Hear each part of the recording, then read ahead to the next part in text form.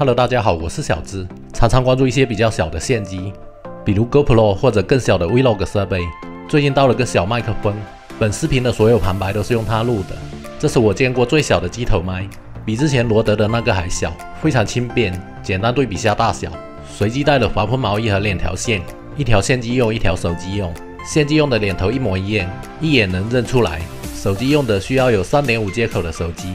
现苹果和比较新的手机都是没有 3.5 接口的，需要用到转接头。防风毛衣能有效减少风声。我开个电风扇模拟风吹的场景测试。现在是开着电风扇，麦克风没有穿毛衣。人类的本质是没有重复。现在是开着电风扇，麦克风穿上防风毛衣。人类的本质是没有重复。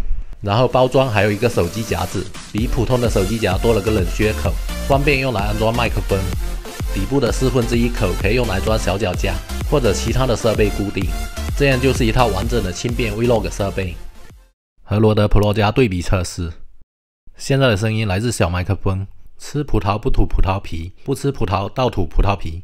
现在的声音来自罗德的 Pro 加，这个麦克风贵了10倍，吃葡萄不吐葡萄皮，不吃葡萄倒吐葡萄皮。然后试试录其他一些东西，手机外放。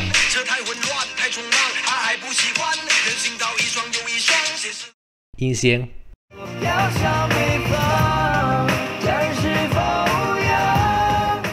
可乐，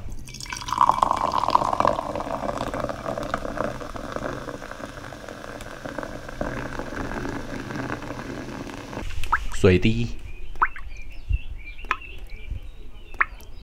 垃圾电子琴。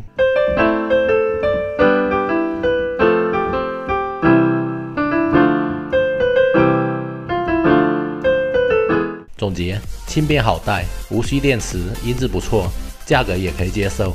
拍 Vlog 的人很多，也有很多人用手机拍。不过大家对视频最关注的应该是内容和收音。最简单的提升录音音质，就是拿得够近。视频就到这了，欢迎关注我的频道，点赞收藏3连，拜拜。